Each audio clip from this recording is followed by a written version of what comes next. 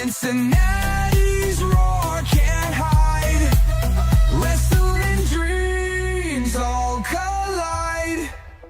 The scoop on the belts and the rivalries brewing. Tag teams exploding, legends renewing. From indie vibes to the big stage proving. Every rumor nailed down, no chance of misconstruing. Catchphrases dropping like a pile driver move. Jake switch sharp, Cody's got the groove. They keep it real raw, never out of the loop.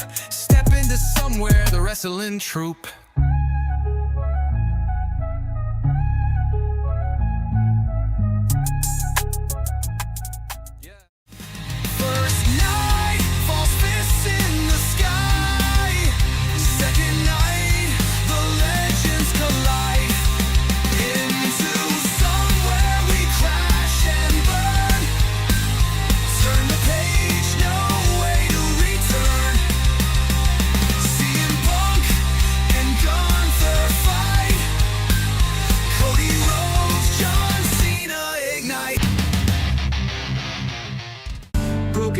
But the show rolls on.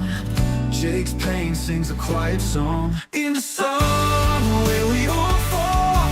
Wrestling rumors, wrestling brawls. Jake and Cody calling it raw. In the somewhere breaking the wall.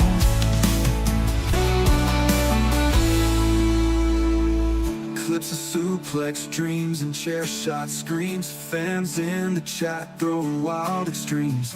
Jake's got crutches but his spirit won't bow. Cody laughs, Jake wipes his brow.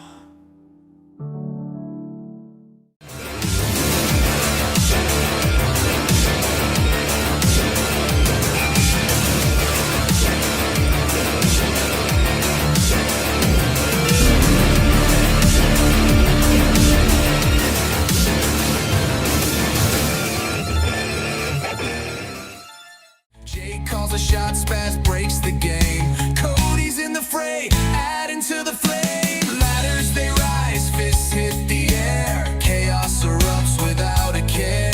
Triple A's warriors and XT's pride. Only one walks with glory inside. Into somewhere we scream and shout. Breaking it down, no shadow. Into somewhere where we breaking it down. CM Punk, John Cena tearing up the town. Broke half on fire, no one spit it better. Reef wing like a beast, no one does it clever. Cena through elbows, Punk through shade. Chains clang, bodies bang, rivalry displayed. Slanted to the chains like lions in the cage. Toronto crowd wild, unleash all the rage. In the summer, in the summer, the garden's buzzing, new feel. Jake and Cody in the glow of the screen.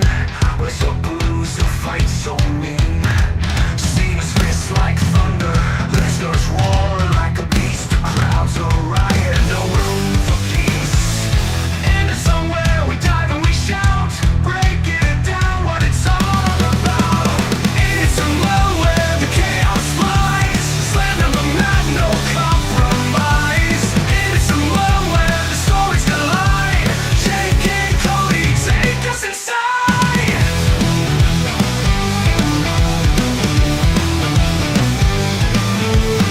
John and Darby in the coffin's embrace. Moxie's fury, a relentless chase. Splinters fly, the nails scream. Dark corners hold a blood-soaked dream. Into somewhere with fire in their eyes, talking to madness beneath the skies. Beneath the skies, take us inside. Take us inside.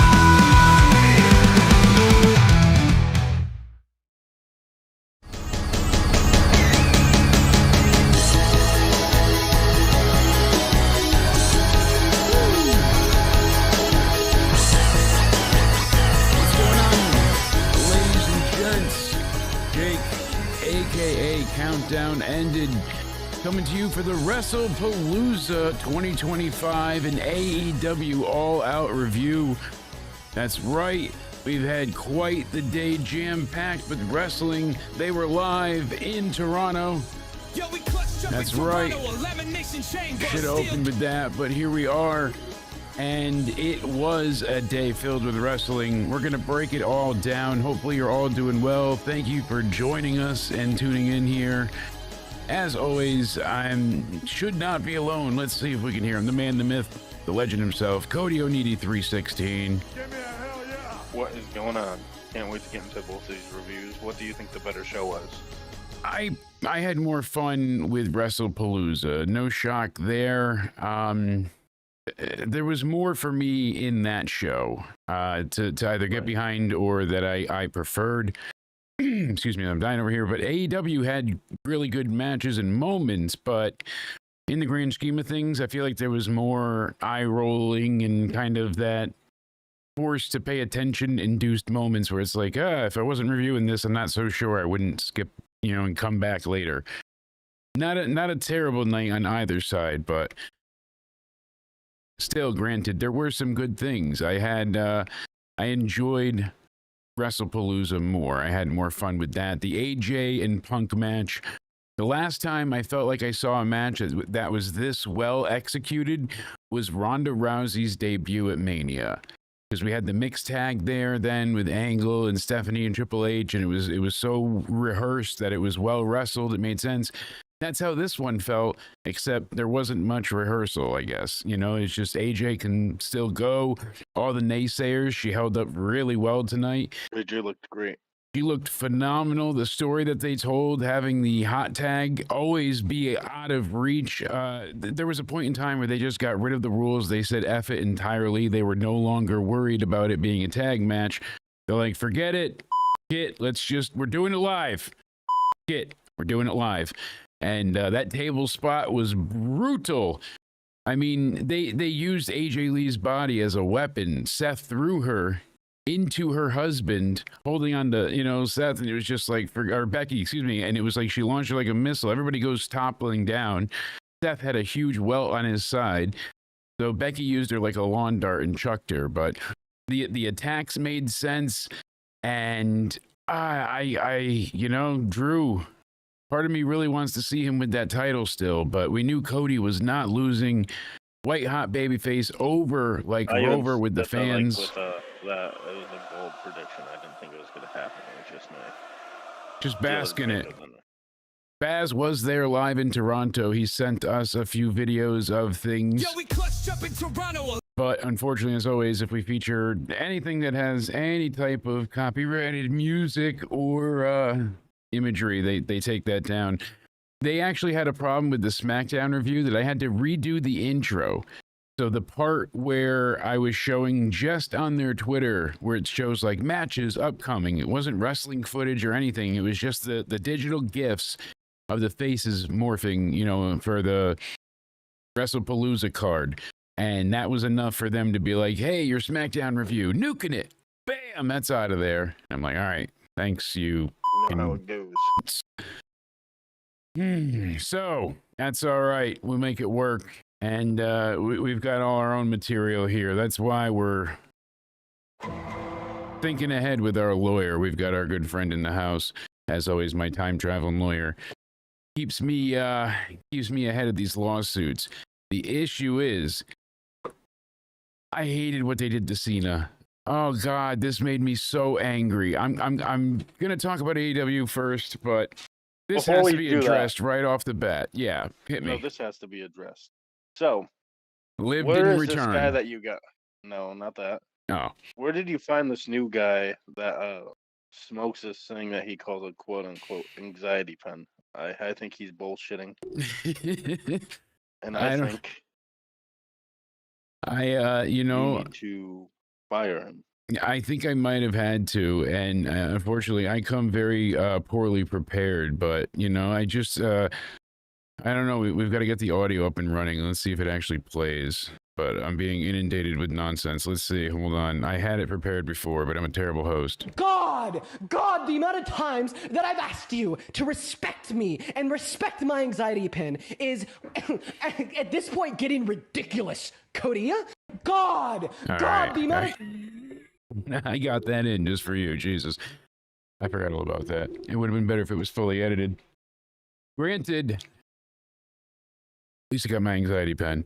Also, where was the Cody. prizes? Cody, I was expecting something big, massive, and what we got instead was an announcement about Stephanie being inducted into the Hall of Fame before my Was that the birthday. surprise that they Before gave September. us? Before September, they had it happen. Remember September. That was the surprise. Tony has a major announcement this Wednesday again. And shout out to the one, the only Liz. She went ahead and supplied me with the greatest of birthday gifts with a Cody Rhodes, tumbler. Thank you so very much. I am attempting to get these lines up. So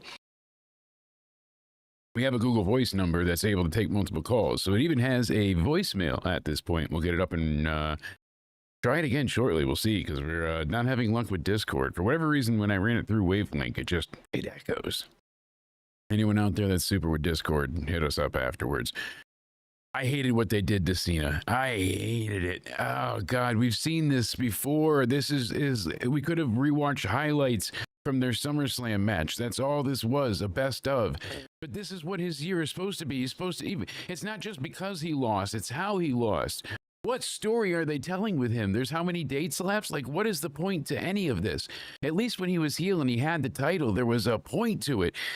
He wanted to hold the title past him retiring so he would be the last real champion, because no one ever could live up to what John Cena did in wrestling. And they're right. He was first in the building, last out. He set up the ring. He was doing Make-A-Wishes. He was main eventing every house show, not just Raw and SmackDown. He was doing the whole loop, all of it. And he was right. There would never be another John Cena. I thought I liked the opening match.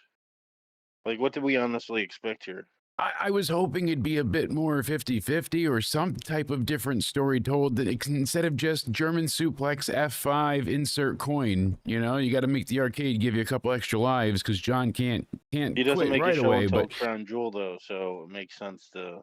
I guess so. He'll sell the beatdown, but we could have done it other ways too. This is just more lazy nostalgia. Remember that? Remember when they did that? We're doing it again. You remember? Like, they could have told a different story, something new. Like John's like, oh, the last time he decimated me, I haven't beaten him since Extreme Rules. I have to destroy him. He's a ghost from my past that has haunted me forever.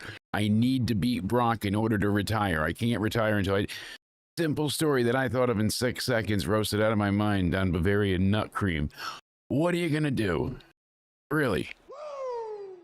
Smoke alarm or just okay? Making sure. I mean, It was Brock Lesnar and John Cena wasn't prepared for it, so. I don't. Makes sense. That doesn't make. He's not. No, because this is a Join the one-off. This was Avengers the at War last Games. time. That's it. They're not facing each other again. That's it. They're done. This was it. This was the last time ever. That's how it was booked and advertised. They never said that.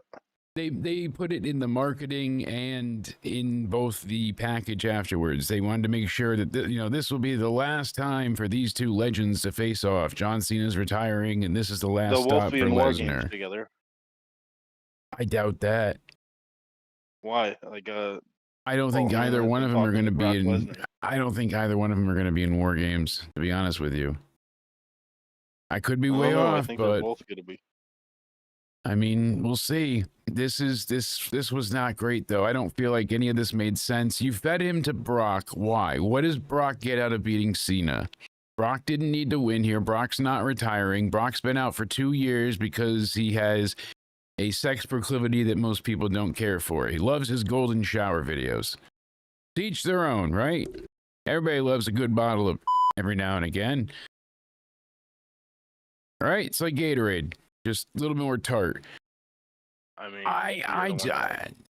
I just want to know, what was the point? Where are they going to go with this with Lesnar? Is he going to go for the world title now? If Cena won, where are they going to go? They continue his retirement tour. He's on the way out. He needs to, be getting wins on the way out. Because It's about to be. I mean, the interest is certainly lessening. The more he loses, it's like, what's the point? Like, all right, you're going to lose again. He's not going to have the same type of momentum and fanfare they could have had as an undefeated Cena. Losing. I think there's more story in him. There's more possibility of story, but what's the story been? He lost. They haven't told a single story with any of this. There's been Brock no Lesnar's redemption. But John's lost since then. He's lost to Cody, and there was nothing to it. It's just Brock now Lesnar's I'm not face. talking to Paul Heyman.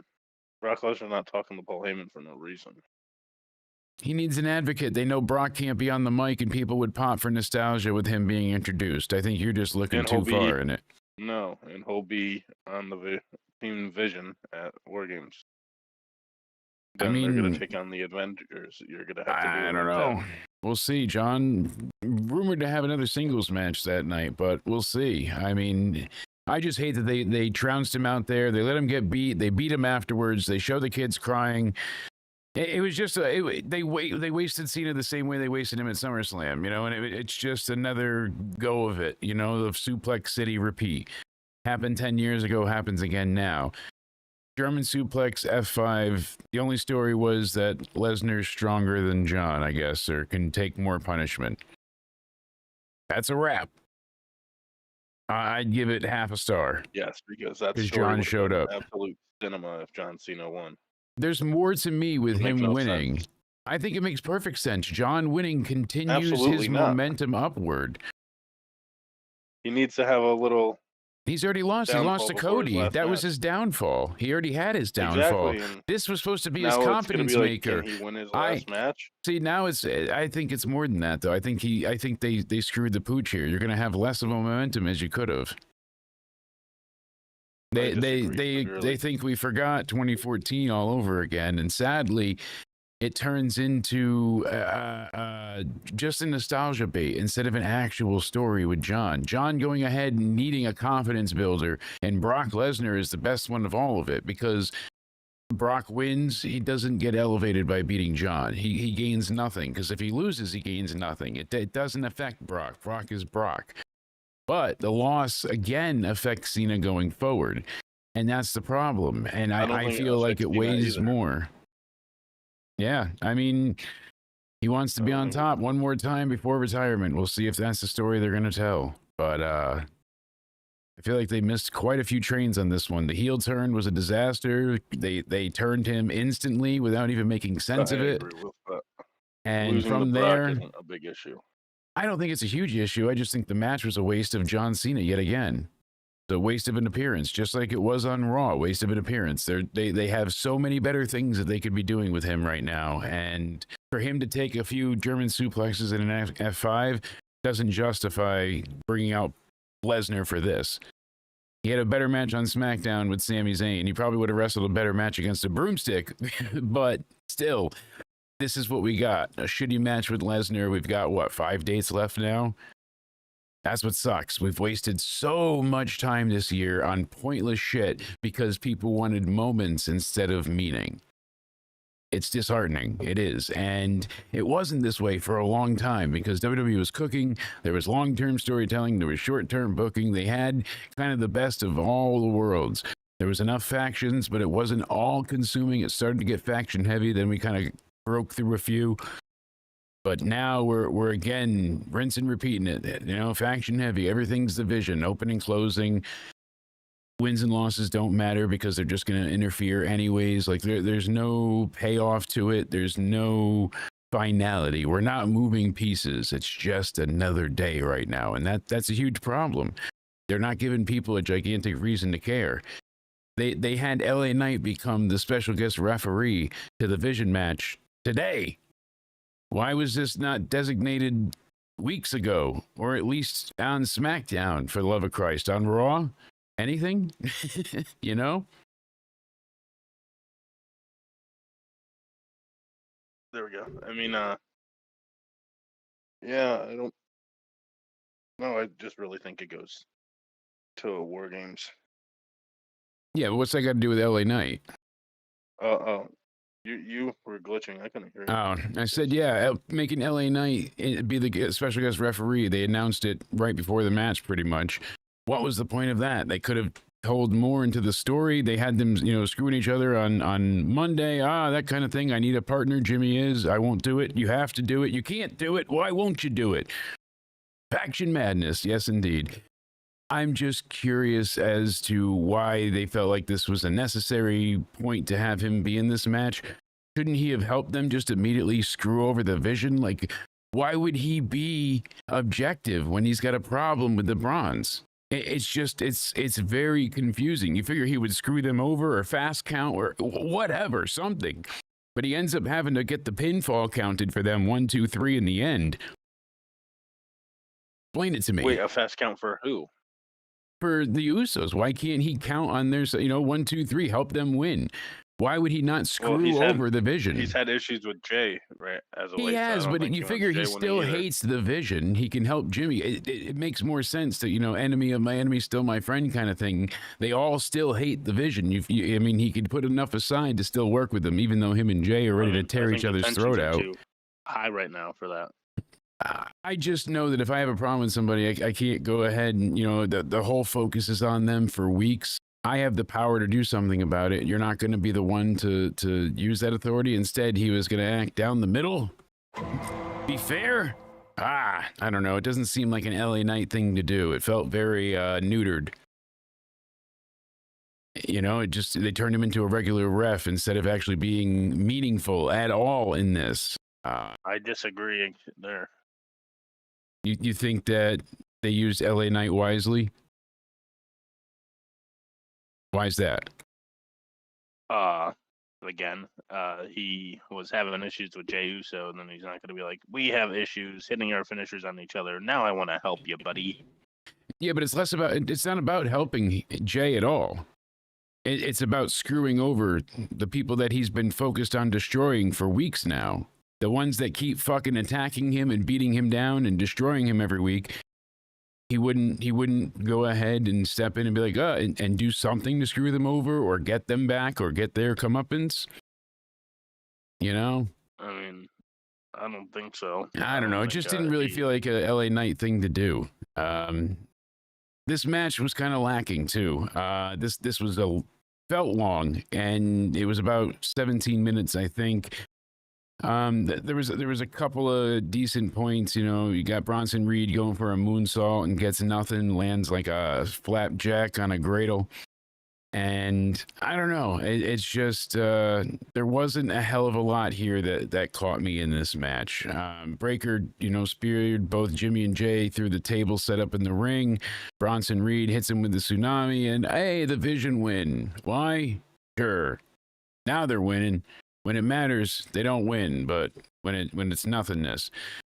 They added Knight last minute. They just wanted to add in like the shortcuts of, hey, we have him here so we could throw in the weapons and the few spots in there, but I don't know. I felt like it was more foolish than not. He was arguing with Jay still during the match. Yeah, exactly. So, Io Sky and Stephanie. I called this months ago and how this would be as soon as she, was challenging for the number one contender. Too early. No, it's not. It is not too early by any metric. She is over like Rover. She is far over than almost every woman on that roster right now. That's actual statistical fact. She's actually top seller in merch. I mean, she's got a shit ton of fans. Her stock just has up to go. She is extremely popular. She's great in the ring. I really like the package they put on beforehand. More interest if she actually wrestled more. But she wrestled every week up until they made her the number one contender. So that's not true. She literally wrestled every week. That's a big gap. But that's not her fault. Wasn't that Evolution? Yeah, but that's not her fault. Naomi had to go and get knocked out by a little Jimmy. I'm not saying it's her fault, but So she can't wrestle. She can't go out and have a match if she's already. That's nothing to do with her. So you can't say that. Oh, she doesn't wrestle enough when it's got nothing to do with her. I could see if you were like, oh, Lesnar, he doesn't wrestle enough. Well, yeah, no shit. He doesn't even show up to the shows. She was still there every week in person, knowing that she doesn't even have a match, and she still wrestled the dark matches in those nights, so people still got to see her live. I don't think dark matches have anything to do with the. She was still on TV every week. I'm just saying your point is quite the fallacy here. She was still there every single week, still wrestling behind the She scenes was when she missing could. weeks here and there, and I don't think main event matches equivalent to world title matches. I'm happy for I her, think but it's just you're so focused hyper on Liv that you can't see the forest for the trees in this one. when Stephanie did I is mention Liv? just with you being so down on Stephanie, I'm telling you, because EO already had the belt. She had her time. She ran it through all the way past Mania. She had a great run. Down She on had many Stephanie. great defenses. But then you would go. Stephanie- See, this is where you're hypocritical, because then you would go and say, "Oh, Drew and Cody," and like you'll mention someone else that hasn't been there for weeks and just say they won't win the championship just because you like Stephanie as a wrestler. That means, oh, she's not wrestling on weekly TV. That doesn't matter. She can just win the world title whenever she wants, It regardless of would her matter, but wrestling or not. she was the number one contender. And She she had the missed a match. few weeks here and there. She didn't miss any weeks. She had the match set up. It was ready to go, and then it got canceled because Naomi's a whore. Like, it has nothing to do with her. She can't help that in real life and in storyline. You should still be wrestling. And she Oh, was. She no, was still wrestling. ring. She was on NXT. She just came back from being on NXT and wrestling as well. Fans are. She's wrestling every week, all the time, all over the place. If she's not at house shows, I'm which not are counting main on event. social media, but it's on social media. People can watch the matches. So yes, They're he's not wrestling. canon, But it is. They mention it. They show clips of it on the show. They show highlights from house shows. They show highlights from the house shows. You're just saying whether it's canon or not, she's still wrestling. They're showing videos of her wrestling on the house show. She's wrestling. She's wrestled almost every week. If not, she's been involved in some type of contract signing, which they even canceled that segment and moved it to the week after because of all this nonsense. And she was still So in a what you're segment saying is backstage. You're going off of not merit comparing that their her talent. talent is Not going off amazing. talent. So Solo Sikoa, obviously not nearly as good as they're in the ring, but Solo Sikoa can win a number one contenders match, wrestle on main event every week, and that justifies him winning the world title, is what you're saying. If he's winning matches, absolutely. He On main needs to event? win. Okay. Even on main event, anything to get them going. He's not. The point is with her, she's not just like, oh, she's only on main event. She's the number one contender. She had that one. She was supposed to have the match in 2 weeks, and then it got canceled because of Naomi. So she didn't have it at Clash in Paris at the end of July. Then they were going to push it again to SummerSlam. Then they held off on that. Then they pushed it to Wrestlepalooza. It's September 20th. That's not her fault. If Naomi was not pregnant, she would have already had the match. Simple as that. Yeah, you know, she was like how she was wrestling Liv Morgan tonight. That's who I wanted to win, obviously. Yeah, because Io Sky wasn't there. What are you talking about? You said I only care about Liv, and I said I wanted Io Sky to win. so Yes, I I would said wanna you know were what you're down talking on about. Stephanie because you care about Liv. Yes. You're hyper focused on the Judgment Day at this point. Wait, who was wrestling Stephanie? Tonight, Io Sky. Oh, yeah, that's not Liv Morgan. You missed the point. Any event, this was a great match. They really started off tons of counters and Okay, what's reversals. the story now? Anything you what can do, stories I you can got do going on? better. In this match, Io's got a few stories going on. What's Stephanie's stories? granted. So they go ahead, and the story in I this want to play match is Jeopardy music for you. Master and Teacher was basically what they were trying to go with here. You know, Stephanie's the new one, and Io's been the veteran. Anything that Io, anything that Stephanie tried to do, Io was basically blocking or defending early on. Yeah, Chad agrees. You missed the point. It went over your head. But they had some really, really rapid fire pinfalls early on. They got really great near My falls. point is the story. Io has Asuka. Rio still wants to be. What does Stephanie have? Her being the number one contender. Now she's the champion. That's her story. Okay, She what got the stories title. does she got now? Oh, that's the She's the champion. she wrote. She's going to defend the title, and that's going to be her story. Where whoever she goes to defend against next will be her story. And what are those stories? Whatever they Could be tell about out of because it, we don't know what it's going to be Io has about. more stories than Stephanie. I said I'm fine with Stephanie winning, but I don't think there's as many stories you can capitalize off of as you can with Io Sky. Oh, so you're saying there's more to do with Io than Stephanie at this point? Yeah, Okay, so that's not a bad point to point out. Yeah, because Io has other things she's involved in. But see, that's kind of the thing. I don't think she needs the belt right now. She just came off of having a gigantic best triple threat match in the history of WrestleMania at Mania. She had many successful defenses all the way up until the point where she dropped it to Naomi, only because Naomi cashed in. Then she had the rematch, everything. She's had a very stellar 2025. She can go, because she has these stories, she can go take on Asuka. She can take on Kairi Sane because Kairi doesn't want to leave Asuka's side and she's forced to face her. The whole, Kabuki Warriors, Damage Control, all that history there, everything they have, they can tell a lot of story with that, and the belt is not needed whatsoever. Stephanie can go and create stories with other people by defending the title against them, and that'll open up those doors. So Io has more open avenues at this point. But I think you're not going to be disappointed. We'll see where we are from You didn't watch her on NXT because you didn't watch NXT every week. You were there for the reviews, but you weren't watching. She is an amazing talent. She was supposed to be the second. I know about her. Julia, exactly. You know about her, but you have not watched her. You have not really seen much of her besides what's on the main roster. You've missed out on almost 2 years of amazing storytelling on NXT with her. We watched her come in, barely speak English. Now she's doing great. She's progressed immensely.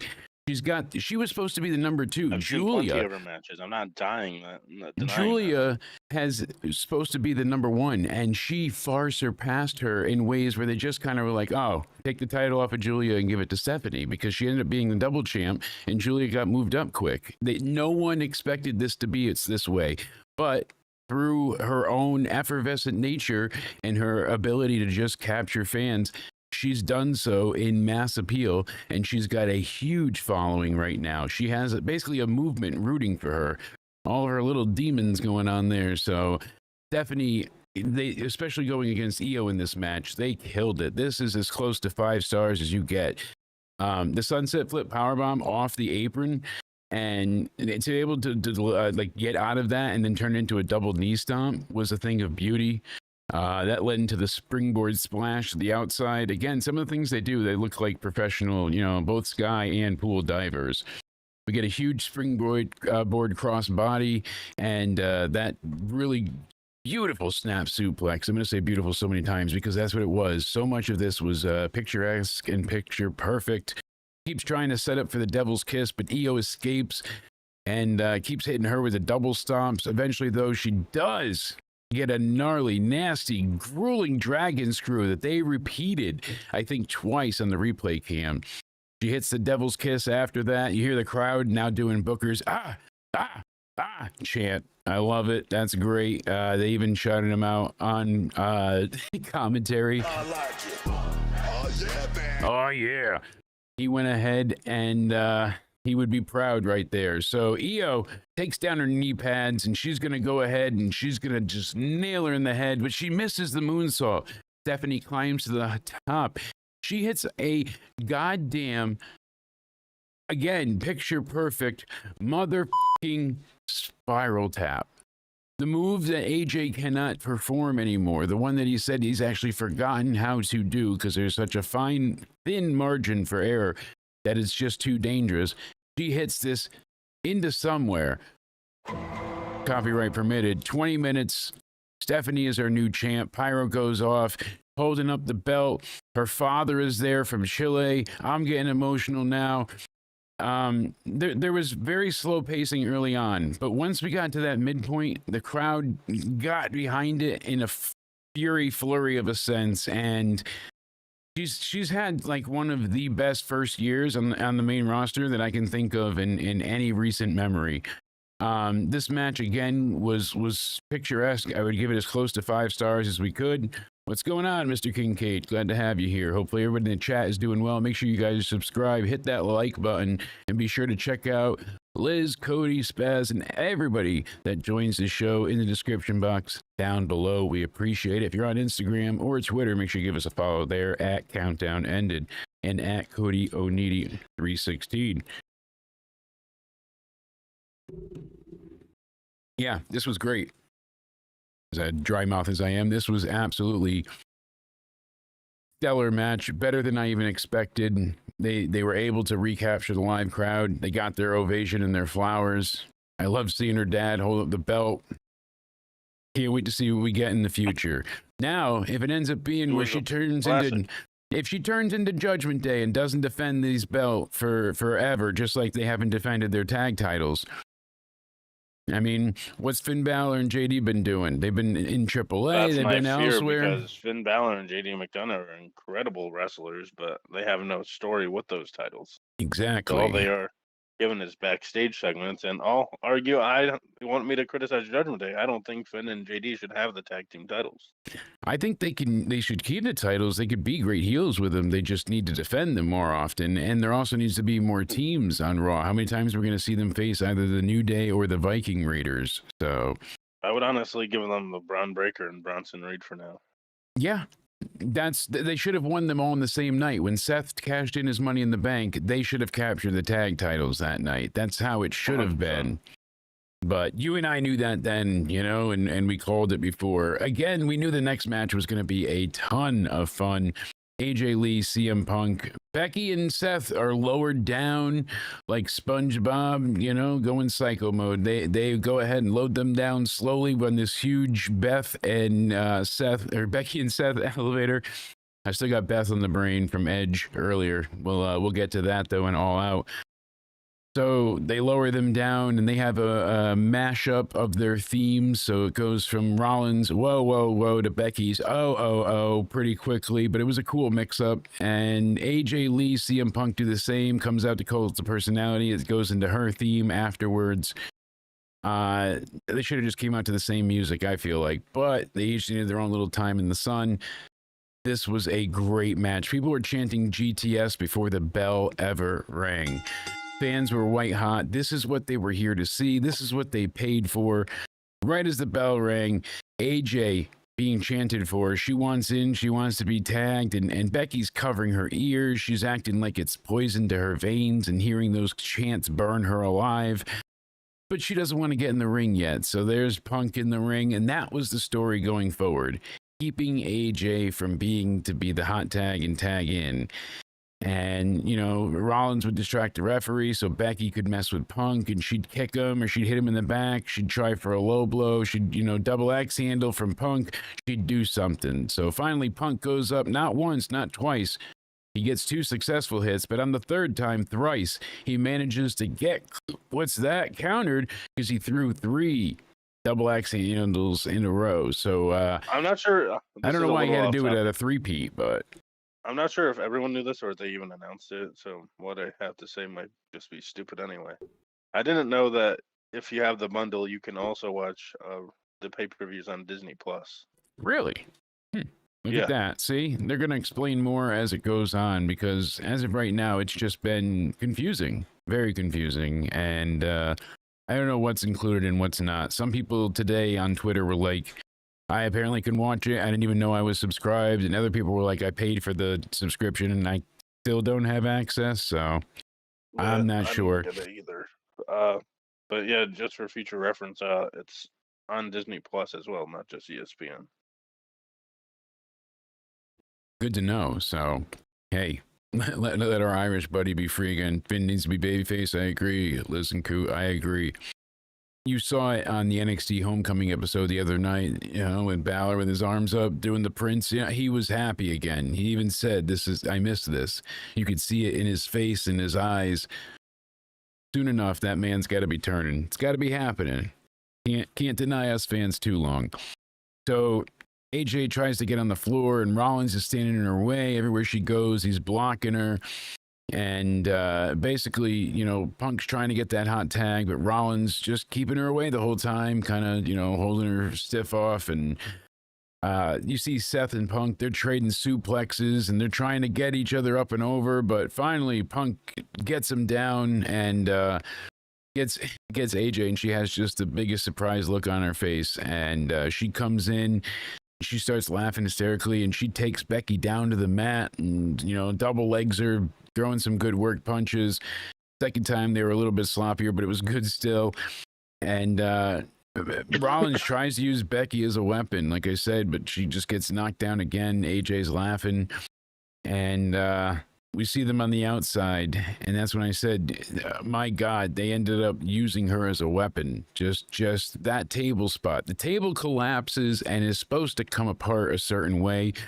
So instead of actually breaking, they basically disassemble. The sides give out. The middle is just, all ready to go.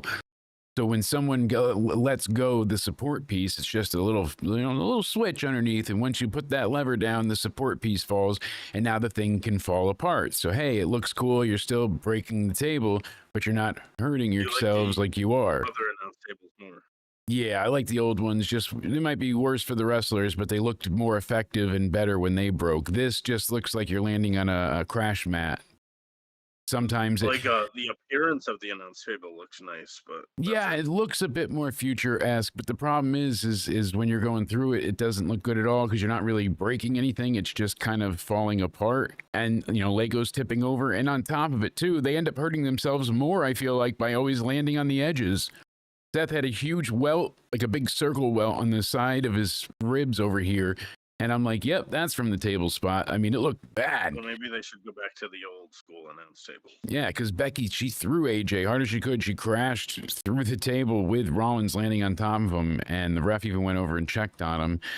AJ gets up. She hits Becky and the Black Widow. Earlier, I should mention, before the table spot, they had a double submission spot. Punk got Seth into the sharpshooter while Becky was being put into the Black Widow by AJ. They almost were holding hands to get the double submission, but it was really entertaining. They gave you a lot of hope spots every time they had a chance. The heels took them back down a peg, and it was damn good eventually. I think it was a 29-minute match, 29:15 around there. AJ got Becky to submit. She tapped out and she's freaking out, and Punk has AJ jump in his arms and they're sharing a kiss.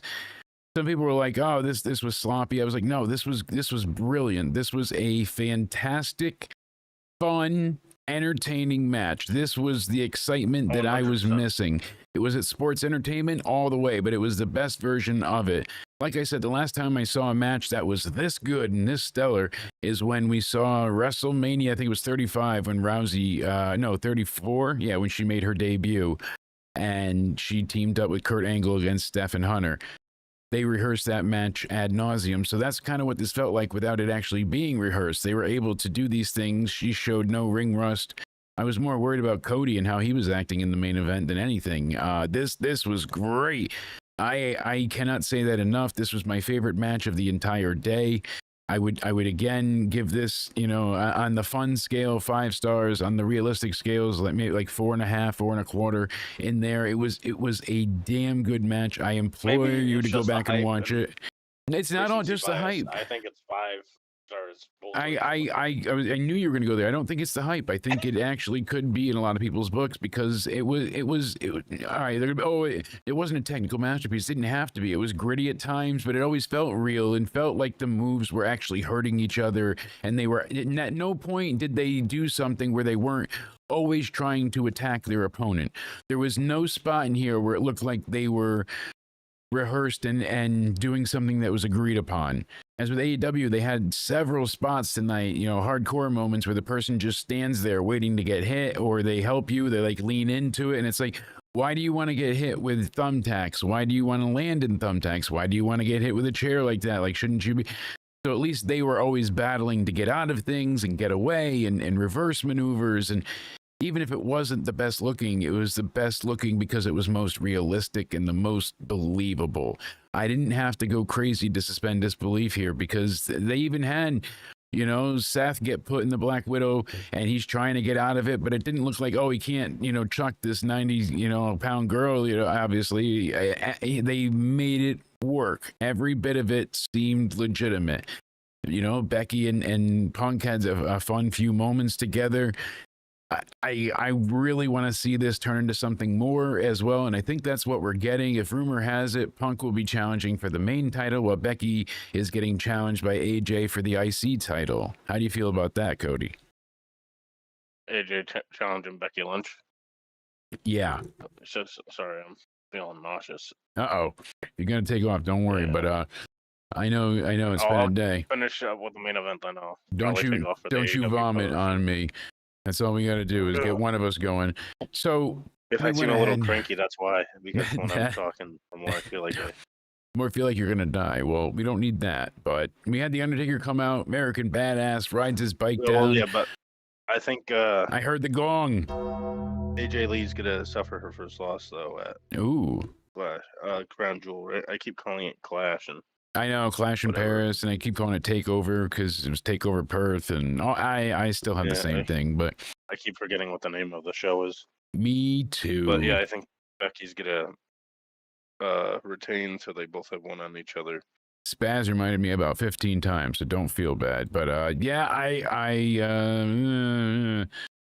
we'll see. But you know, I'm happy that Stephanie got into the Hall of Fame. We'll say that. That was excellent. I appreciate her being acknowledged. I mean, I had my biggest crush was probably on her instead of other talent for the longest time, especially when she was like the GM first at that point. Dear God. But she was always great acting, you know, even if it was over the top. Like, she sold everything the best she could. And if you look back at what she was doing in the ring, she wasn't half bad most times. Especially with what she was, you know, was she the best? No, far from it, but she tried her best, and it always showed. You knew she went out and she killed herself. I mean, look at the match she had with Vince like 5 days before her wedding at Mania, where they killed each other. Killed each other. No holds barred hardcore match with your daughter. Nuts. Then we had the main event. Drew McIntyre out for blood against fan favorite and friend of the show, Cody Rhodes. This was a great match as well. So the first two matches were the last three top notch. Like I said, tale of two shows. The opening slow, the rest of it really good. This gave me everything that I wanted to see between these two. A lot of psychology, a lot of great technicality of ring work. You know, they were very technical based. Then we had, again, like I said, Drew likes to be a little bit psychological. He targets Cody in such ways, and you know, you saw certain moves not come across. It was just very well handled. You know, Drew is just hitting him with kicks and chops. He's not letting up with this flurry of offense, and we keep seeing Cody trip, and he looks dazed. I'm pretty sure he's selling the attack from SmackDown, but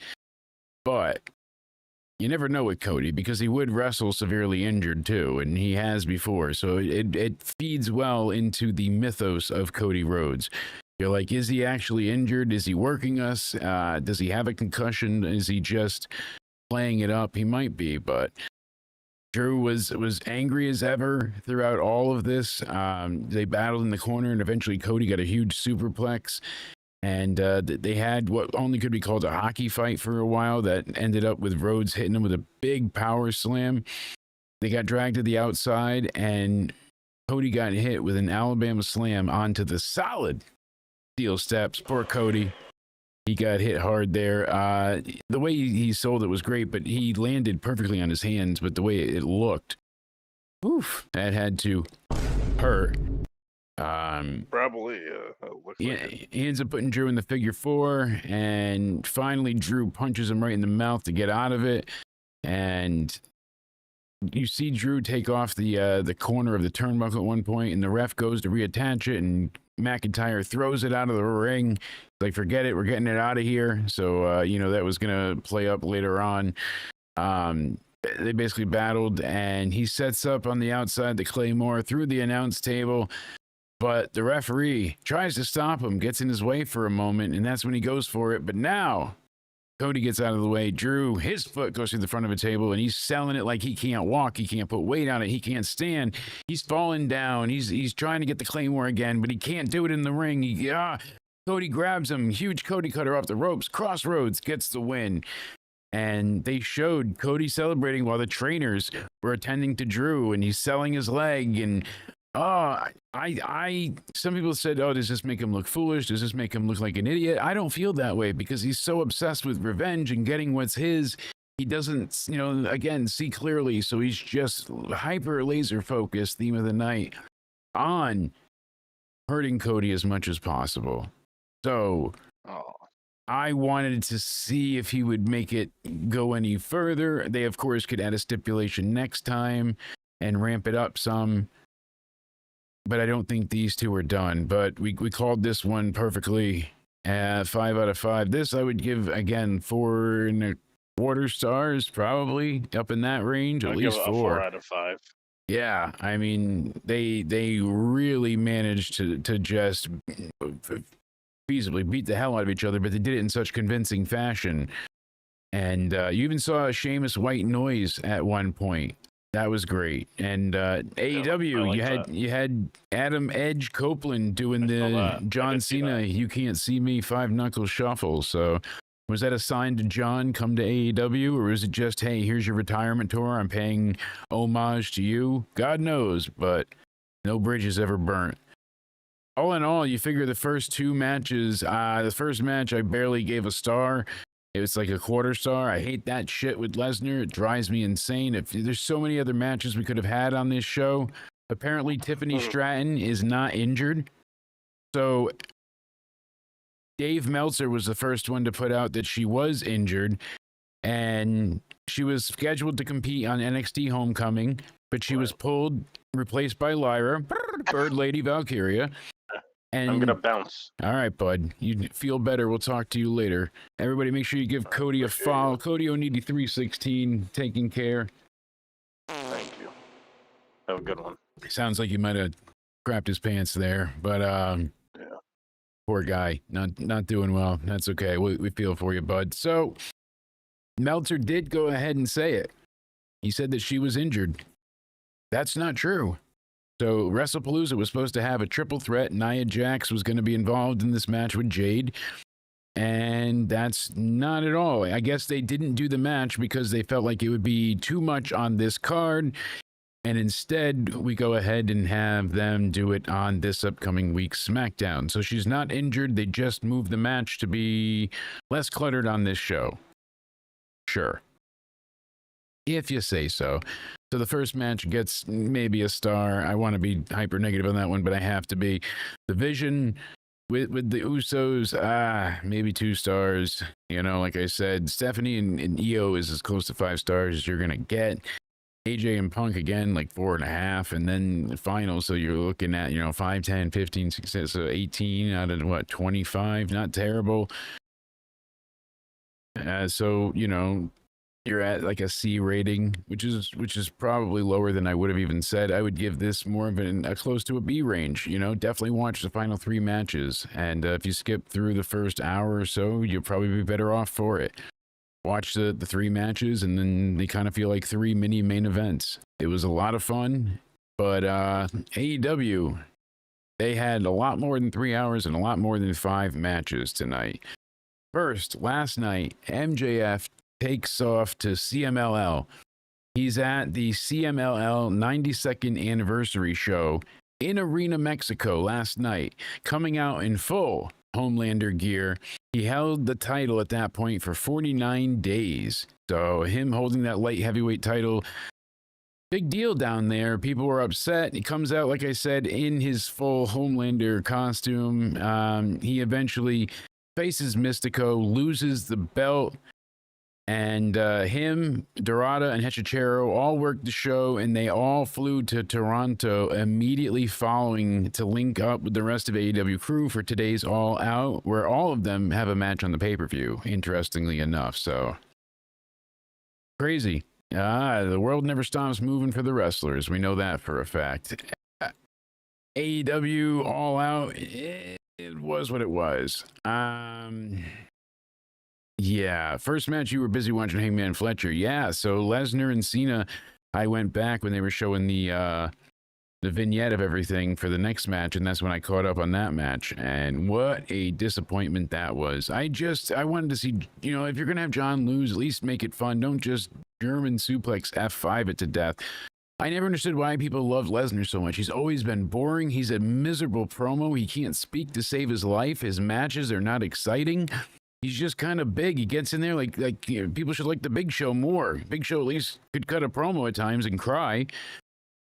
Like, that's how I kind of feel. Like, what made Brock so special? Just his size, his power, I guess. But he also made it so that he never sold, and he made everybody else go to and suffer. So, of course, he was going to look crazy. I mean, really, that's what it comes down to. They opened up in Canada. That's right. AEW All Out deep in Toronto. Yo, we clutched up in I'm happy to have him there. Elimination chamber, steel cage set, it's cutthroat behavior. That's right, but it's not the Elimination Chamber. It's All Out. So they had their tailgate brawl pre-show. I guess Samoa Joe, Powerhouse Hobbs defeated the Workhorsemen, JD Drake and Anthony Henry. That was about 5 minutes. Again, I didn't see the pre-show. Daniel Garcia defeated Shibata in about 15 minutes. Hologram, Roderick Strong, Kyle O'Reilly. So the Never Era took on the Frat House and won in 3 minutes and 20 seconds. Willow Nightingale, Mina Shirakawa, Harley Cameron, and Queen Aminata defeated Megan Bain, Penelope Ford, Julia Hart, and Sky Blue in a tornado tailgate brawl. Yikes. Okay, everybody get on the card match. And you figure Julia and Sky were just, facing the women's champ recently, and now they're on the pre-show again. They've got the Rated R Superstar. They've got Christian, Edge and Christian back together, not one night only. This is their second match. Taking on Dax and Cash from FTR with Stokely out there. They basically, the crowd was chanting "No hose" at Hathaway. That was funny. They had Bryan Danielson on commentary, so that was cool to go ahead and have him there for the night. He added a lot. He also gets to add in like, "Hey, I faced this guy. This is what hurts the most. This is what he's strong at. This is what helps me counter this move." He's got that inside knowledge, so it adds a whole new layer to the commentary. And he speaks his mind very well. He's eloquent. He's well spoken, intelligent. He's not out there, I gotta pop my deck sometimes where you can't understand what he's saying. Booker T. But we love Booker's energy, so that's what endears me to him. I just wish that he made sense some of the times, but you got to get the best of both worlds. You get one guy to be logical, the other guy to be expressive. Perfect. And Brian was rather expressive. You see one of these shots where he was just all into it. He was right there. Look at that irony. He was going nuts. I couldn't have called that at a better time. Wow. It's like I'm psychic with the new meds giving me the joyous mouth in the world and weed. God. All right. So this match turned into chaos. We saw pretty early on Edge do the 5-knuckle shuffle and "You Can't See Me," built into an attitude adjustment on Wheeler for a near fall. You basically say, and he's like, he almost pulled it out with that Death Valley driver, you heard Brian say, which was funny because you heard the fans say John, but they didn't say Cena, so that's funny. FTR hit the Power and Glory finisher on Cope, but he kicked out of Harwood's pin. Finally, music played. Nobody knows what music this is, and it's Beth. Just Beth. Not Beth Copeland, not Lady Beth, just Beth. The former Beth Phoenix comes out. She spears Hathaway. She takes out Stokely, and they do call her Beth Copeland eventually, but she picks up Stokely and she takes him to the back, so he's no longer messing in the match. It was like she came out, grabbed the little tiny hornswoggle, and that was it. See ya. She brings Stokely into the back as it was him. We see them battle back, and Edge gets hit into a shatter machine, and they cover him. Almost thought that was going to be the finish. Great near fall. They go to hit another shatter machine, but they can't get the pin. And that's when Christian knocks out Wheeler. Edge follows up with a huge spear, gets the pin. They win around 18 minutes or so. Beth comes back out. Looked like Christian was going to hug him, but then we get entrance music. No hug yet. So we don't know who's coming, or at least I didn't. And it's Mother Wayne and Nick Wayne, and Wayne's in a wheelchair. I don't know if he's making fun of his dad too soon.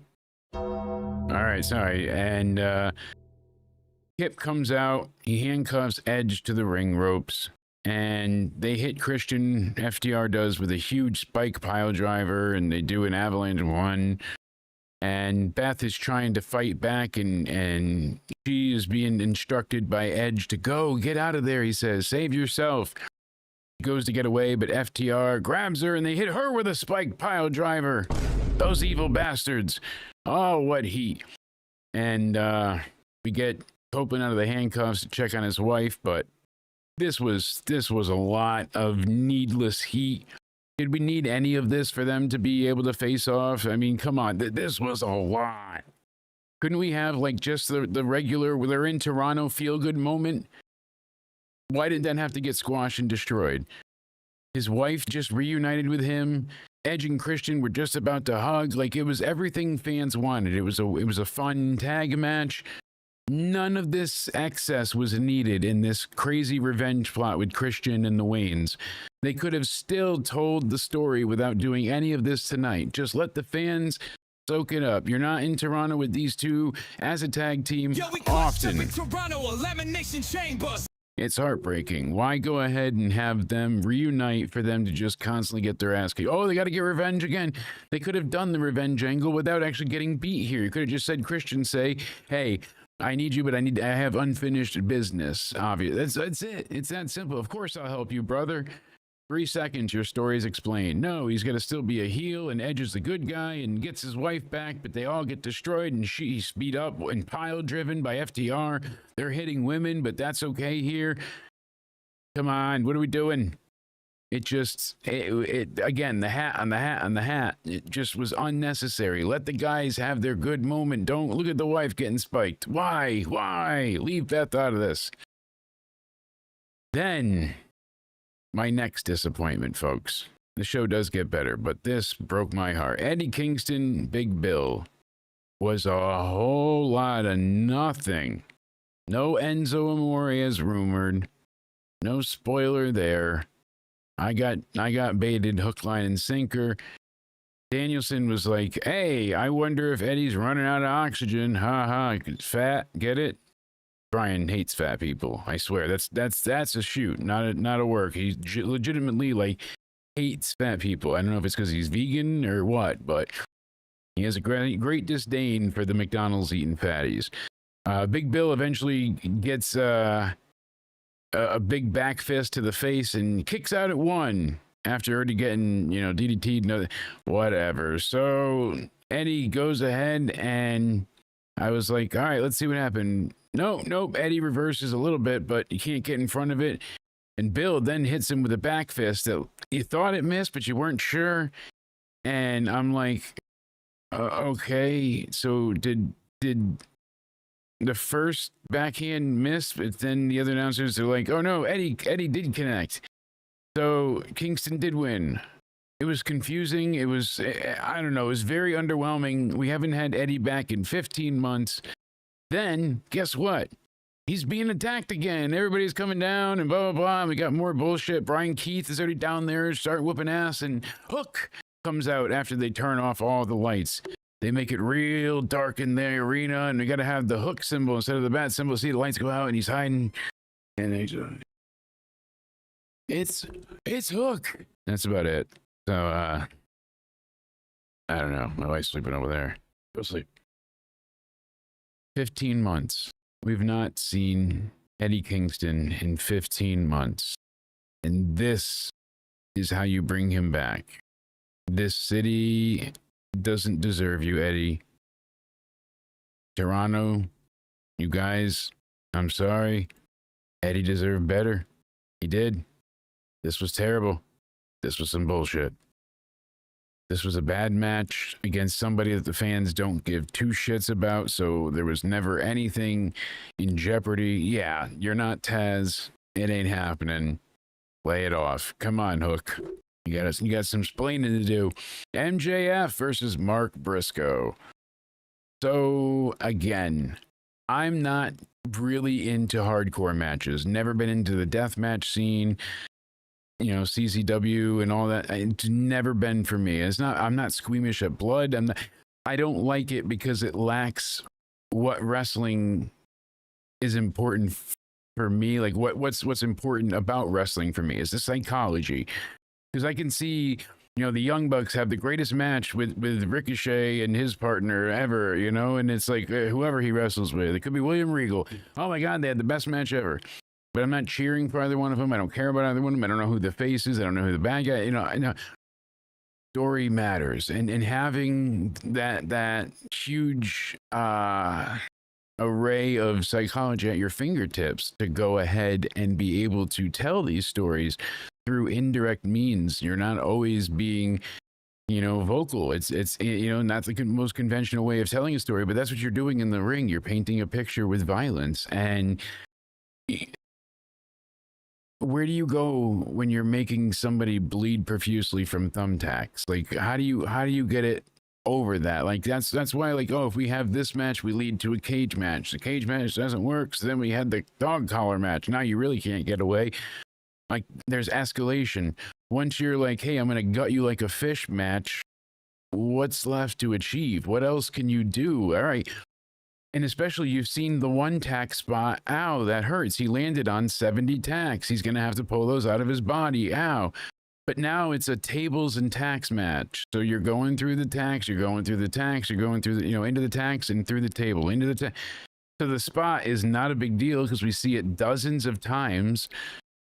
I made this example several times before, but NXT, when they recently had their PLE, it was so damn good because we saw Obafemi launch Javon Evans like a missile and send him crashing, not just through, but over and through the announce table. Absolutely incredible moment. Why does that stick out? Because there wasn't a single table spot on that entire show. Not one.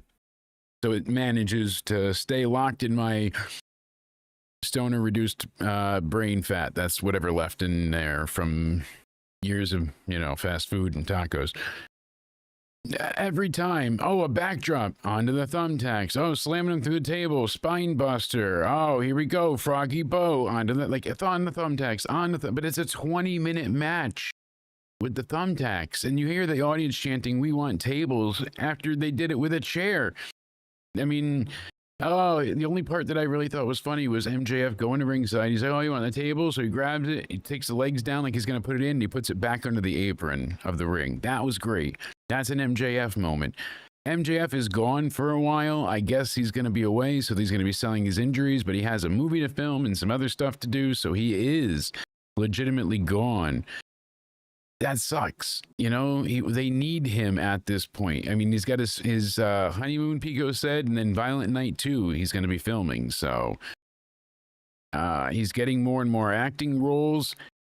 I'm just so over thumbtacks and light tubes and tables and things on fire. It's not needed. I like seeing you guys wrestle. I don't want to see you get injured over senseless bullshit when it's so unnecessary. Like when Punk and Drew had their Hell in a Cell, Punk hard way busted him open with that damn toolbox. Wasn't supposed to bust him open that way. Best thing that happened, though, the way it worked out with the blood pouring down his face and the crimson mask. This is not that. And it could be because you have these guys, MJF is saying these despicable, horrible things, but it's like MJF doesn't even believe what he's saying. He's just saying it to get a rise out of you. So again, it doesn't feel like he's really invested in the match because really, what does he want? To be the champion. So, and now we're not going to have him around for a while. So we don't have Ospreay. We don't have Swerve. Now we're not going to have MJF. A lot of your top guys are just not doing great. Ricochet with the Gates of Agony. So Toa Leona and Bishop Kuhn against the Hurt Syndicate. We hurt people. Bobby Lashley, Shelton Benjamin, MVP. As I predicted, Ricochet was going to win here because it's not for the belts. You knew that would happen. So MVP's going for the playmaker on Ricochet, but it ends up, one of the guys hits MVP with the chop block. They've been focusing on his knee for a while. Ricochet hits MVP with the spirit gun, taking him out. Yeah, desk bop. And then they all tumbled over the barricade on the outside and gets the pin. All right. A short match, well wrestled between MVP and Shelton Benjamin's side, but they already destroyed them the other day. So you kind of knew it was a foregone conclusion that, all right, they destroyed them on the Dynamite show, September to Remember. So now the heels are going to win this. And that's exactly what happened. I guess the heels did need the win because the Hurt Syndicate can be over without needing to be over, if that makes sense. They don't need the titles and They're still going to be popular with fans. Ricochet's team needed to be somehow credible, but I'm sure Ricochet is going to be going for the trios titles. I envision that happening next. Mercedes Moné taking on Riho. I have made my disdain clear for Mercedes. The belt collecting gimmick, not for me. I despise her having 9 belts or whatever it is at this point in time. I don't understand. I mean, she's never going to go back and defend it, all these little independent federations. So she's just going to relinquish the belts and make them vacant to everybody. So what's the point of having them all? Just to have the record and be a number, a statistic? She's there to completely destroy Jade Cargill's TNT title record. That's why she has this, history-making reign going on. Riho, from day one, I've never understood. I never saw her as a wrestler or as a sports performer, not even just the size, but especially the size. When you have all the other women and she looks like a young girl and, maybe 12 years old going to middle school, that's hard to really, expect anything different than her getting her ass beat. And then they made her like this little Terminator that could destroy everybody, like Nyla Rose. The girl weighs 70 pounds soaking wet, but she was tossing around Nyla and becoming the first women's champion. And when she had no charisma, there was no backstory, there was nothing to gain from any of it. She just won because that was Kenny's pet project. Much like this match gets a quarter star from me. Even if it's well wrestled, I didn't want to see it. I mean, she hit her with the long blower, and then Mercedes got the moneymaker, scores the pin. Yay. No one ever thought Riho had a chance. The crowd reacted as such by being silent. They barely reacted. The crowd didn't buy into any of the false finishes because they knew Mercedes was going to win. So it was just this spectacle to watch, to hurry up and get to the bell. Once it's over, the better. Then we have Okada, Takeshita, and Mascara Dorada, and a 3-way for the AEW title. This was well wrestled, but Okada being in this doesn't make sense. He shouldn't be in the tournament. He is the champ. Making it the triple threat makes the tournament have no point to it. You guys really screwed the pooch on that one. You got some lucha chants for the crowd, but I'm tired of, Dorada and these other luchadors. Like, get back to your own roster. Forbidden Door is over. I know that sounds crazy racist, but I'm saying you already have enough people that you don't focus on. Stop bringing in talent from elsewhere. As good as this match was, we knew Okada wasn't going to lose at all. So I couldn't get to suspend disbelief enough to like it or enjoy it. There were, like I said, there were some moments. Takeshita is awesome. I want to see him doing more. I want to see him with this belt. He should have been taking on Okada one-on-one. He needs to turn. Yes, exactly, Liz. And as good as this match was, it's a hell of a 3-way, but all right, the fans don't care about Dorada. They only want to see Okada and Takeshita. So he comes in as kind of this third wheel anchor, and he didn't hinder the match, but he didn't help it either. I think just one-on-one, they could have had a true 5-star classic, and I mean a real classic. They want us to be baited and wait for it. Oh, it's coming down the line, but I feel like they've been teasing this one for far too long. And that's just me. Then, which I thought was the main event at first, I'm like, wait, what did I miss? Jon Moxley with Marina Shafir taking on Darby Allin in a coffin match. Just as predicted, they're going to keep the Death Riders thing going. This was hard to sit through. This was all of the hardcore stuff. Obviously, nothing's over to your underground, is basically, what the board said that they had out there. Wheeler Yuta, Daniel Garcia, Claudio, they get involved, and Moxley's trying to send him to the back, and Shafir follows, and you got people running out, and Moxley is bleeding really bad after Darby just jams a fork into his face again. It's like, we saw this. We saw the fork spot. We did this. We did this already. It was at All In Texas. Why do we need another fork spot? If you're going to get busted open, maybe get a spoon and do it. Like, at least it's new. There was nothing. The coffin barely closed. Danielson had to sit through that match. Yeah, I know. All of it was just ridiculous. And then Pac is supposed to be like the big reveal. He shows up all in black and he kicks Darby. And you have no idea what's going on because they're like, oh, it's Pac finally. But no one's letting you know for a long time. It didn't look like him. So you can't even recognize him. And he's got a green body bag. And they're putting Darby inside and they zip it closed. And then puts him on his back and they put him in the coffin. And he kicks the lid and they call the bell. 20 goddamn minutes of pure waste. Everybody, the other Death Riders come out. They carry the coffin to the back. Moxley's, I didn't want this. I didn't want this. I didn't recognize Pac. It didn't look like him, so the reveal fell flat.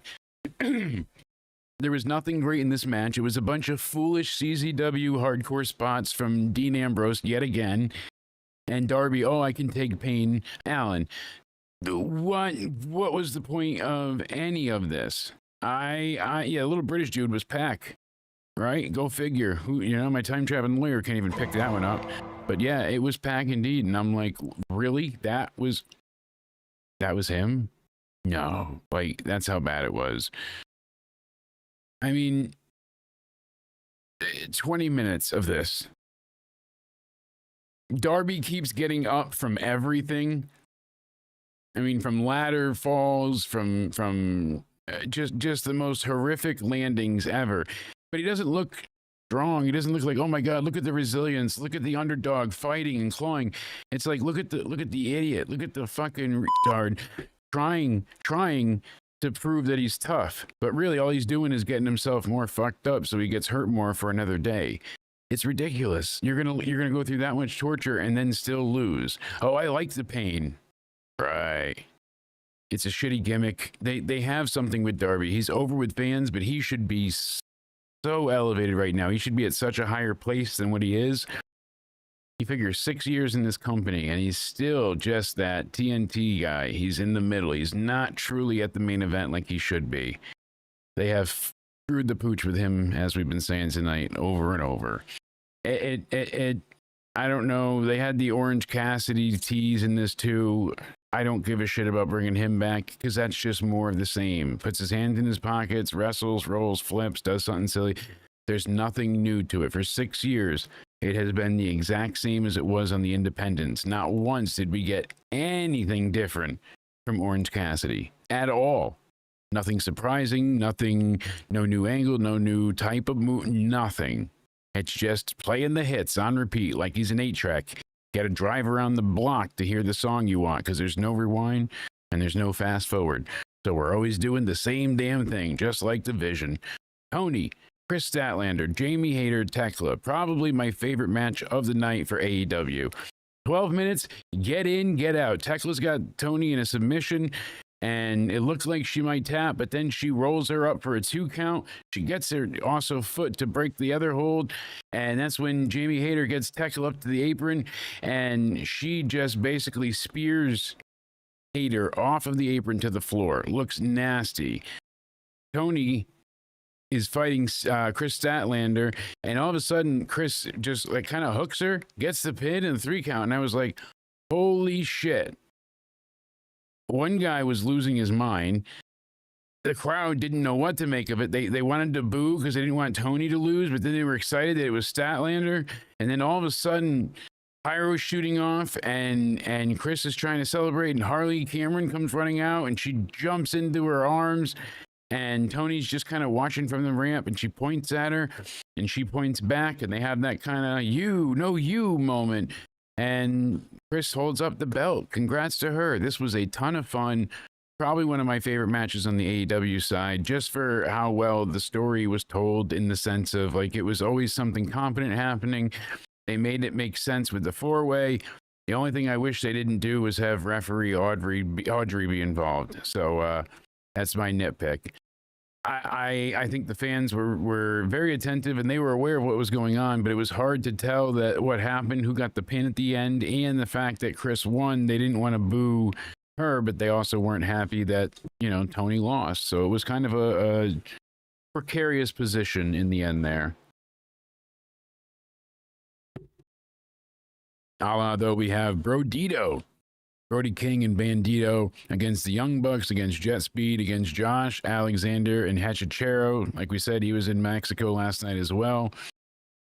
This was your standard tag team fare from AEW. Light up the Cucamonga spots. I'm cutting through this one kind of quick. It's been a long day, but I'm telling you, this would get about 2 stars maybe. I mean, there was nothing really memorable. Bandito and King wins. You know, Bandito pulls down the belts. It was about 25 minutes. It was a long match. And to me, there was really nothing great. The one "This is awesome" chant you got is you had all the heels. They're all pretty much on ringside. They make a ladder bridge. And they put Brody King on it, and Nick hits him with a swanton. The fans went nuts for that. And then Bandito was standing on the shoulders of Brody King, and he dove down and landed onto everybody. So that got a "This is awesome" chant. But besides that, I'm sorry. I feel like the tag champs need to be on a one-on-one match. They just made Jet Speed. I know. I thought it was Jet Speed, but I don't know. Jet Speed kind of makes a bit more sense. No, a lot of the matches were around the 20-minute mark. So at least 15 minutes. This match was 25 minutes. This was a lengthy match, and that was part of the problem too. It didn't have that usual flow that it stopped a lot, and it was just like, oh, we got a spot. Oh, we got a spot. And really the whole point of this was the ending, which I'll give them credit for. It was fun because the Young Bucks are still in the ring, and they're attacking Brody King and Bandito. Brodito, the dildo, and hey, he said it, not me. All of a sudden, they get the lights to go out, and when they come back, a man all dressed in black is there, and the Young Bucks act surprised. It's Jack Perry. He flips him off, and he tackles Nick, and then Matt goes after Perry, and then Rocky Romero jumps in, and they're all beating the shit out of Jack Perry, and he's just about to get this double super kick, and then a BTE trigger, and then the lights go out, and a big Luchasaurus chant starts to break out. Before that, we see the lights go out, like I said, and a video starts playing. You see a Jack Perry digging up a grave, and then you see him in like a hospital room, and you see Luchasaurus on the table, oxygen mask on him, and Perry injects him with something into the IV, and he starts to walk out of the room, and all of a sudden, he's back to life.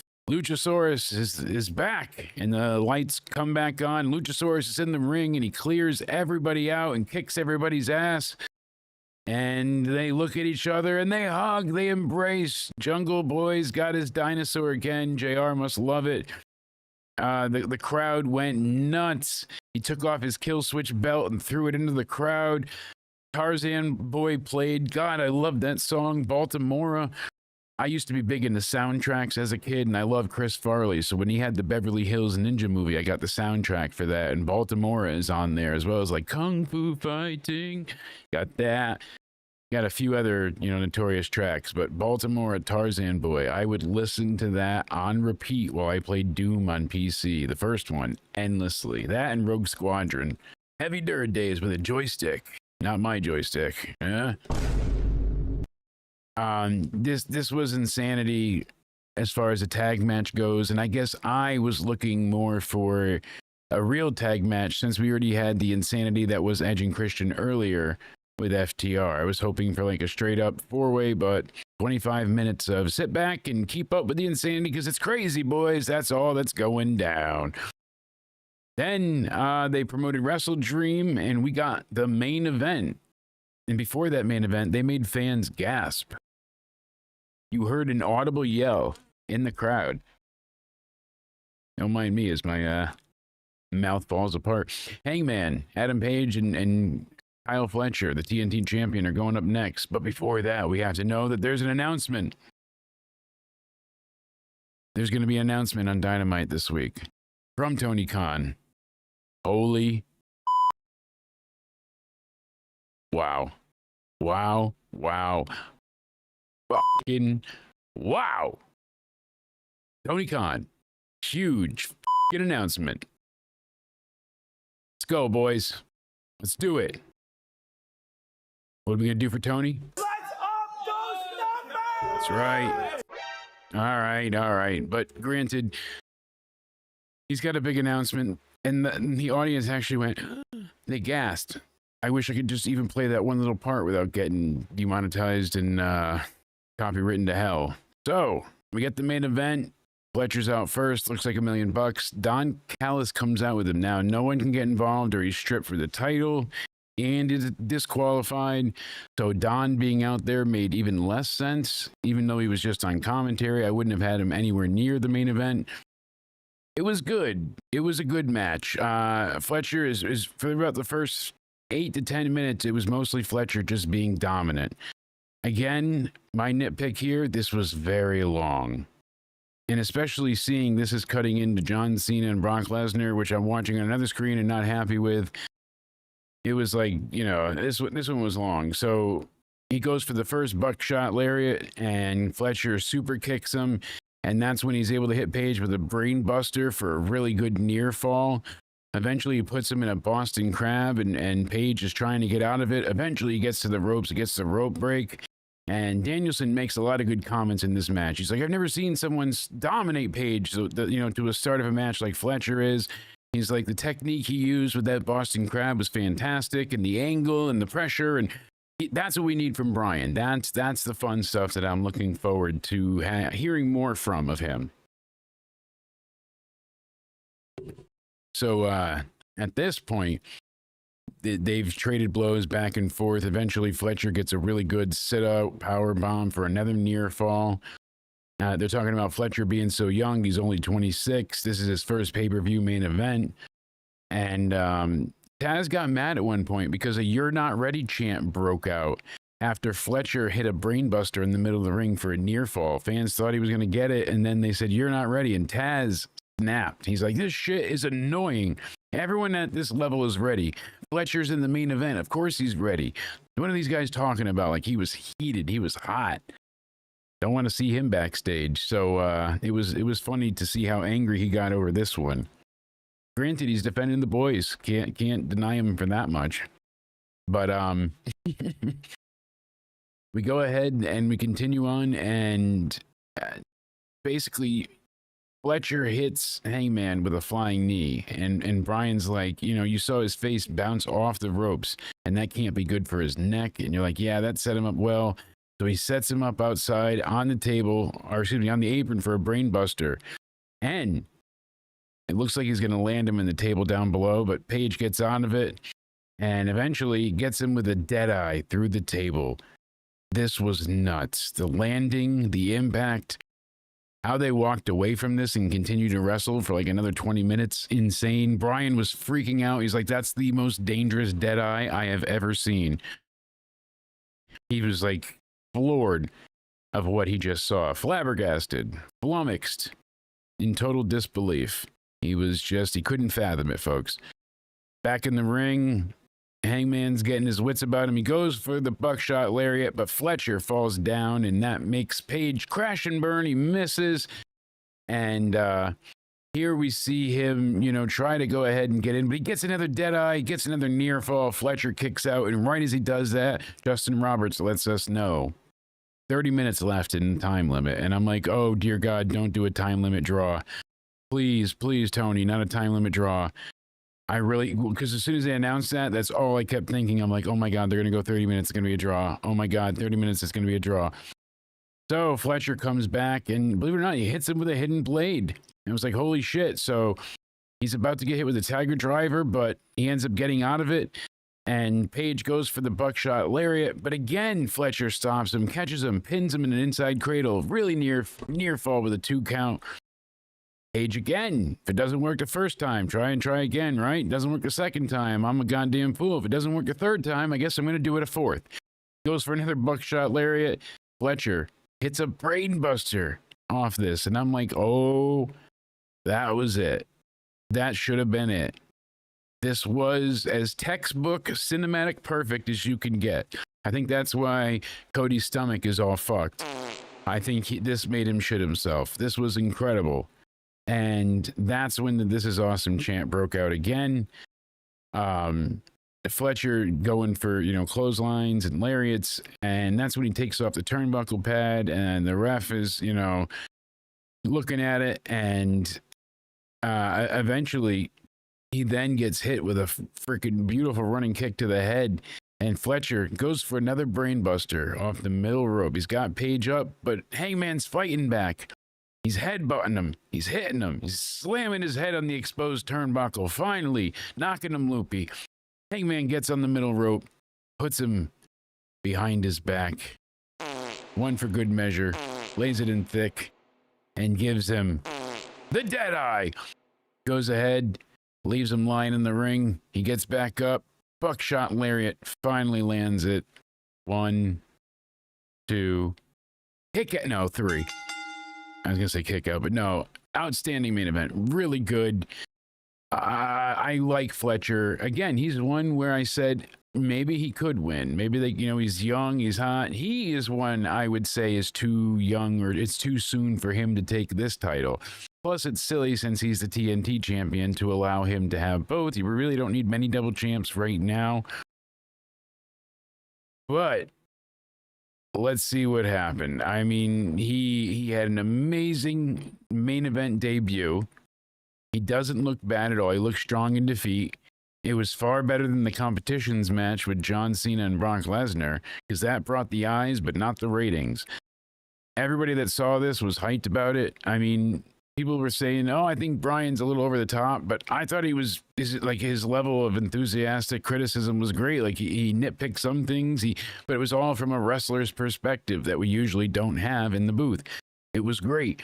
I don't want to say great 1,000 times, but it really was. So again, tale of two shows. Some of this shit was abysmally boring, or like overly predictable, not in a good way, or just didn't make a ton of sense. Other things were very well wrestled, competent, and a hell of a lot of fun. I would probably give this show a 6.5, in that range there. Yeah, that feels fair, because this stuff, Edge and Christian, they have a good match with FTR, but that's quite a while. You've got 18 minutes in that match. That's about fair, but everything that happened afterwards with the beatdowns felt unnecessary. Eddie and Big Bill was about 7 minutes 20 seconds. MJF and Mark Briscoe was 20 minutes. Ricochet's match was 14. Ooh, let's see. Mercedes was 16. Okada's match was 21. The casket match was 20 minutes even. Tony Storm's Fatal 4-Way was 12 minutes. The tag match was 25, and then the main event was 38. So not too bad overall. The main event, anything over 20 or over could have came down a little bit, but some of the things felt long in the tooth, and I think that just messed with the rhythm and the flow, and that kind of, made it jolted a little bit. So you're like, what's next? It didn't feel great at times. It just made it feel like it came to a crawl, but not a terrible show by any means. If they cut out a few of these matches and had 6 matches instead of, this many, and they managed to go ahead, you figure on the pre-show they had 3 or 4 matches and then 10 on the main card. That's a lot.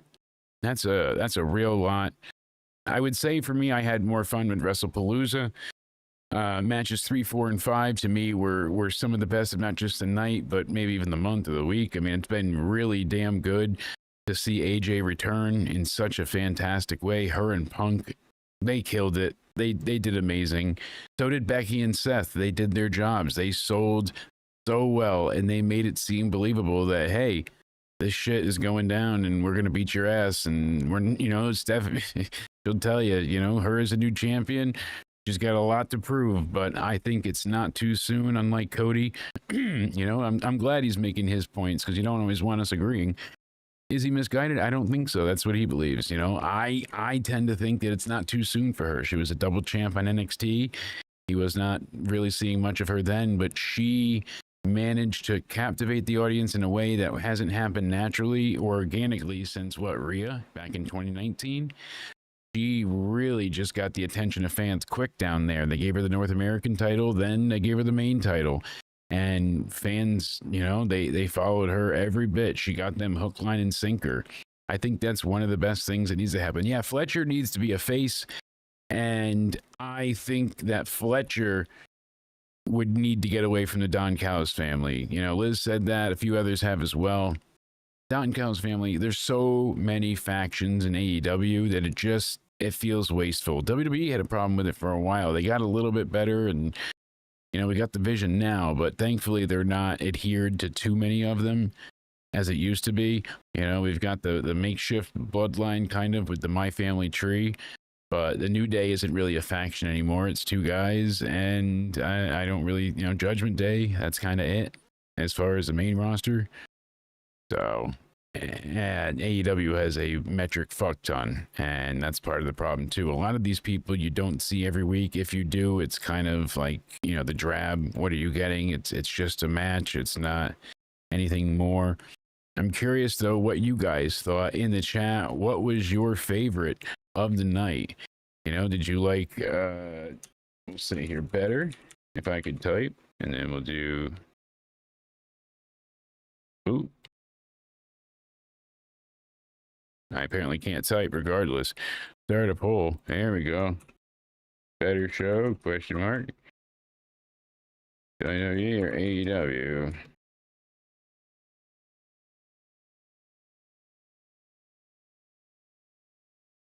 Palooza. There we go. Which one was better?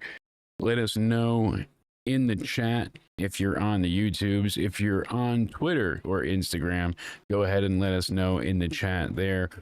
And also, what is your rating of the night? What did you prefer the most? What is your rating for WWE Wrestlepalooza? I'm curious to hear. So far, wow, 67% of the vote says Palooza was the better show. I did enjoy that one a bit more, honestly. The more I look at it,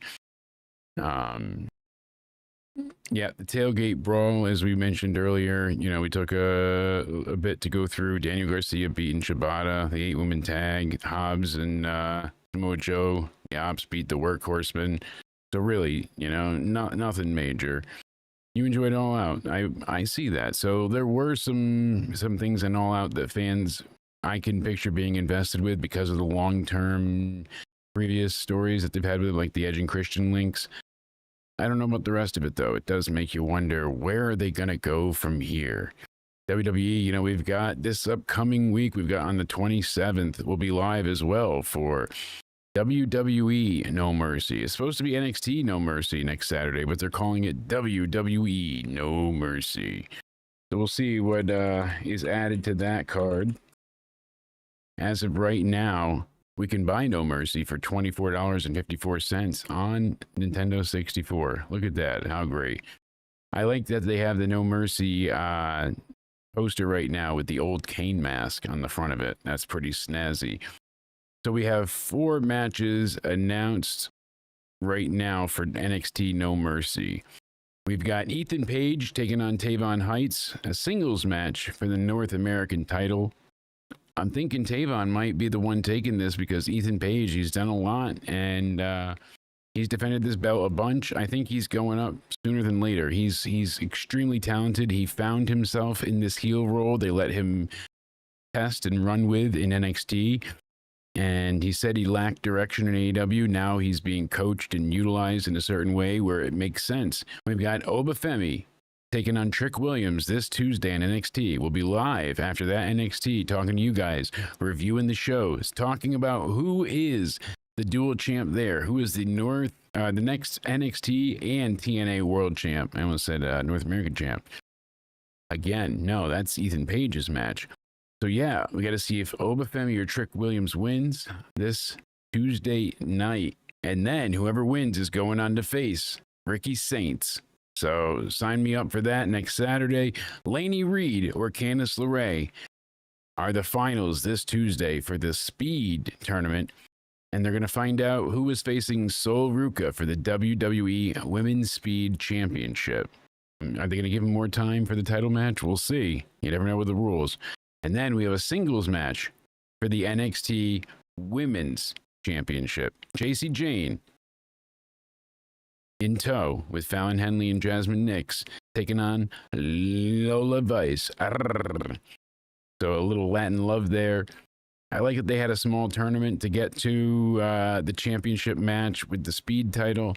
I like them crowning a new #1 contender that way. It's going to be fun to see the September 23rd episode of NXT. And as I said before, we'll be live after that. We'll be live after Raw this Monday as well. So make sure you're subscribed, hitting the like button and the bell so to get notified when we'll be live. So we usually try and have the reviews up hours before so you guys know which time and when.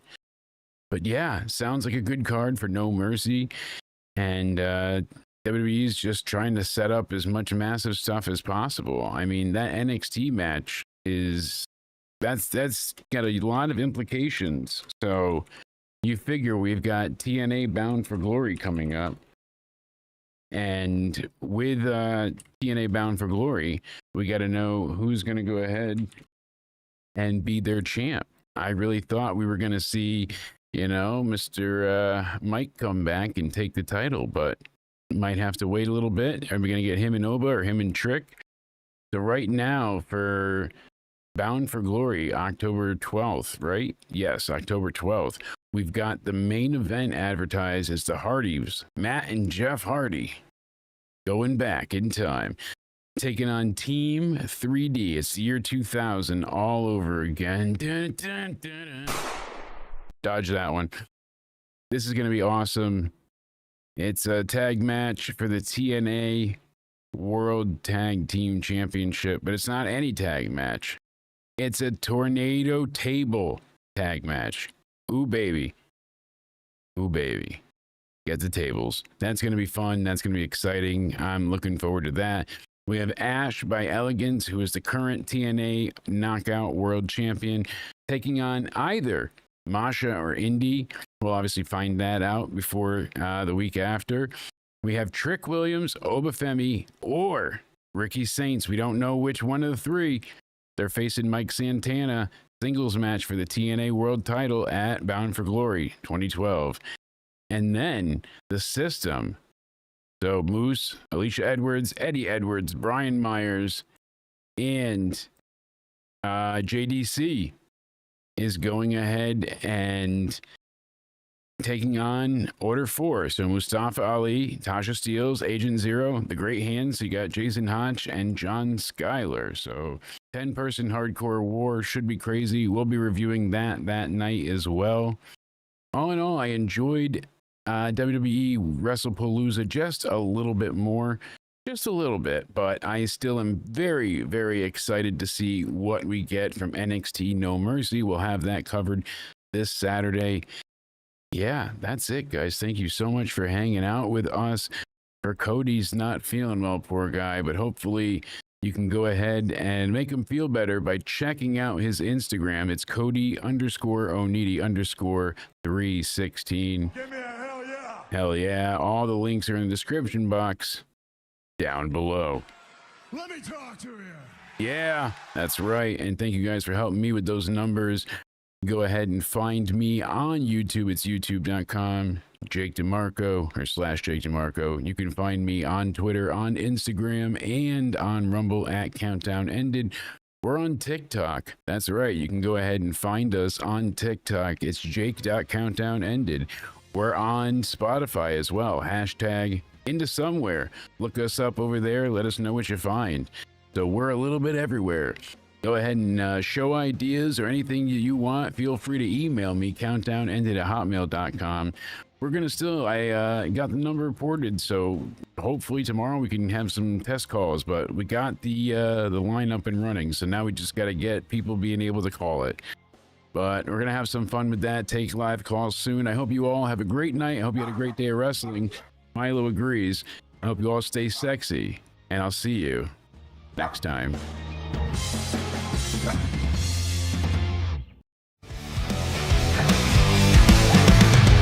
Jake and Cody in the glow of the screen. Wrestlepalooza fight so mean. Steve's fists like thunder. Listeners roaring like a beast. Crowds are riot. No room for peace. Into somewhere we dive and we shout.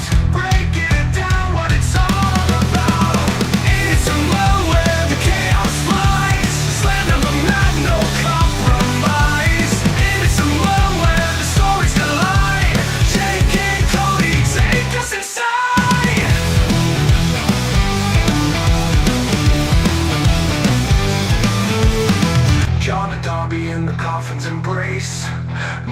fury, a relentless chase. Splinters fly, the nails scream. Dark corners hold a blood-soaked dream. Into somewhere with fire in their eyes, talking to madness beneath the skies.